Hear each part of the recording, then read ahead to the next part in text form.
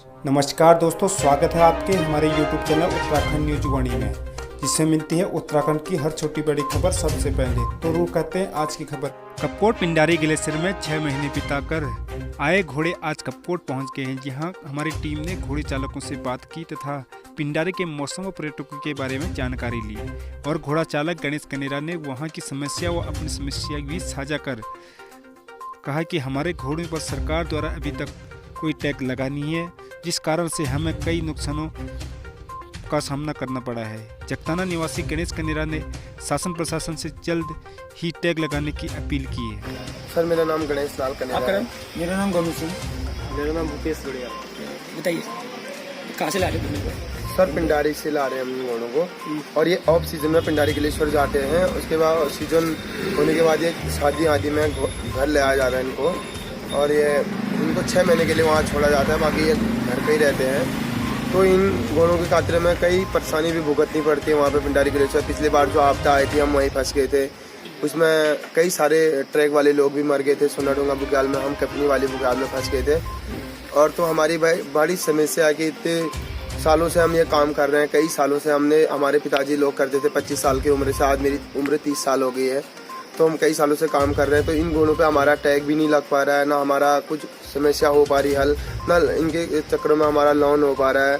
तो हम इनको टैग लगाने के चक्कर में पिछली बार हमारे घोड़े 2 बदियाकोट वाले ले गए, फिर यहाँ थाने तक बात हुई कपकोट, यहाँ तहसीलदार के पास भी आए। वो कहने वाले थे तुम्हारा इससे अच्छा हम टैग लगाते, इनका इंश्योरेंस कर लेते, तो हमें भी कोई वो नहीं होता है। अगर एक घोड़ा नुकसान हो जाता हमारा तो कई प्रॉब्लम हो जाती सर उसमें ना। तो इसके लिए हम ये कहते हैं कि हमारा भी कुछ होना चाहिए इन घोड़ों के बारे में, लोन होना चाहिए हमारा भी। इनकी आमदनी हम शादी से कर लेते हैं। साल में कोई घोड़ा 30,000 में पहुँच जाता है, कोई 40, कोई 50, कोई 1 लाख से पहुँच जाते हैं। हम कपकोट, कांडा और खैरे और ये गुलेर, फरसाली और ये ऊपर बांसे और यहाँ तक हम जगताना से कबर शादी कर लेते हैं। हम न्यूज़ और फेसबुक और में डालते हैं, आजकल तो सब ऑनलाइन ही हुए लोग, तो इसलिए हमें फ़ोन कर लेते हैं। जो जहाँ की शादी अटैक हुई हम पिकअप से भी अटेंड कर लेते, गाड़ी से भी अटेंड कर लेते हैं। और ये रेस वाले घोड़े भी हमारे रेस से भी आ जाते हैं, शादी अटेंड कर लेते हैं।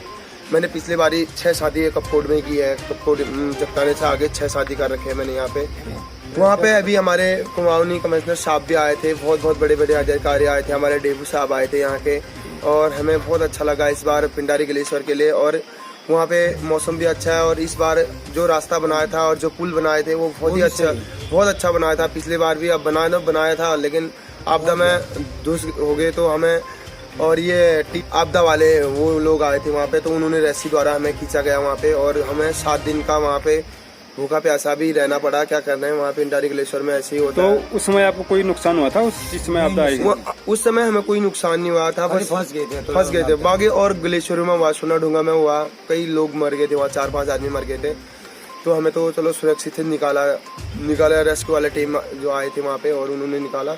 तो इसी वजह से हमारा ये हम परम्परा से इसे करते हुए आ रहे। पिछली बार लॉकडाउन में भी इसे वहाँ पिंडारी ग्लेशियर में जाने के लिए बंद किया गया था, तो हम डीएम साहब के बाद गए बागेश्वर, तो कई बगरी वाले थे, अंडाल लोग भी थे। उन्होंने भी बोला कि हमारे पूर्व विधायक शेर सिंह गड़िया जी भी आए थे वहाँ पे, उन्होंने बोला कि हमारे परंपरा से ये चला तो इन्हें वहाँ जाना ही होगा, और नहीं तो ये घोड़े हमारे सदाबहार के लिए गाँव में नहीं हो पाते हैं, घर पे नहीं होते हैं। इनको ग्लेशियरी महसूस होता है इनको, ये घर पे रहेंगे तो ये बीमार हो जाएंगे, मर जाएंगे, हमें नुकसान हो जाएगा। सिर्फ ठंड के लिए ही ये नीचे आए जाते हैं, और जो गर्मी होती है गर्मी में ऊपर चले जाते हैं। ये हाँ, गर्मी में ये ऊपर चला जाते हैं, ठंड जाड़ों में यहाँ होता है इनको। ये पहाड़ी परंपरा से ये पिंडारी ग्लेशियर में ही होते हैं। तो अब इसके बाद कहाँ लेके जाओगे इनको?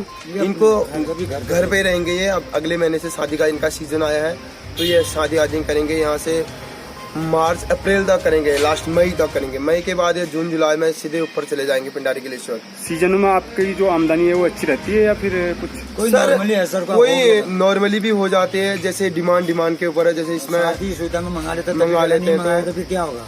हाँ, ये सब हमने तो आप रखे हैं। इसके अलावा कुछ और कोई व्यवसाय? बस बाकी इनमें से हम जो इनके बच्चे होते हैं और लोगों को भी बेचते हैं, यही आमदनी हमारी। अगर शादी नहीं हुआ तो अगले बार बच्चा हो गया तो बच्चे को हम दे देते, किसी को 30,000 में, किसी को 20,000। शुरू में कहाँ से मंगाया था आपने इन लोगों को? इनको हमने कोई मुंशार से मंगाया था, कोई खाती वालों से भी मंगाए थे, अब्दुल्ला मुंसारी यहाँ से इन जगह से मंगाए थे। तो सरकार से क्या अपेक्षा चाहते हैं आप, क्या मदद चाहते हैं सरकार से? सरकार से हम ये मदद चाहते हैं कि हमारा कई बार पिंडारी गलेश्वर में झगड़ा भी हो गया, वहाँ पे नुकसान भी हो जाता है, कोई घोड़ी मर जाते हैं। अगर टैग होने का, अगर हमारे पास टैग होगा, इंश्योरेंस होगा घोड़े का, तो हमें कुछ लाभ मिलेगा वहाँ पे। हमारे पास घोड़ों का इंश्योरेंस ही नहीं है, कुछ नहीं है। तो पिछले बार कपकोट थाने में भी हमारी बात हुई थी कि भाई घोड़ा किसका है, हमने बोला हमारा है, बगल वाले ने बोला हमारा है। हमने बोला चल भाई इंसानियत की नज़र से बोलता है तो तेरा है। और इस घोड़े को वहाँ तक बज्जियाकोट तक ले जाते हैं, वहाँ पर हमने मीटिंग भी कराए।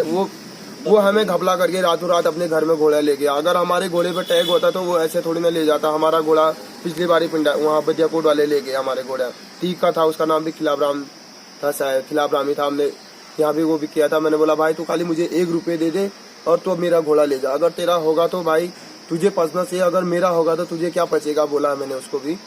तो उसमें आपने थाने में जब रिपोर्ट लिखाई तो उस वक्त कोई एक्शन लिया था कि लिया गया? एक्शन लिया था, थाने वाले कहने वाले थे तो अगर तुमने घोड़े का इंश्योरेंस निकाला तो वो कह रहा है मेरा है, वो कह रहा है मेरा है। मतलब कहने का मतलब इंश्योरेंस होना चाहिए, इंश्योरेंस होना। जब हम इनका लोन कराएंगे तभी तो इनका इंश्योरेंस भी होगा। इंश्योरेंस जो उस हिसाब से हो जाता है तो हमें लोन के हिसाब से हम इनको भी तारेंगे और लोन भी फाइनल करके इंश्योरेंस भी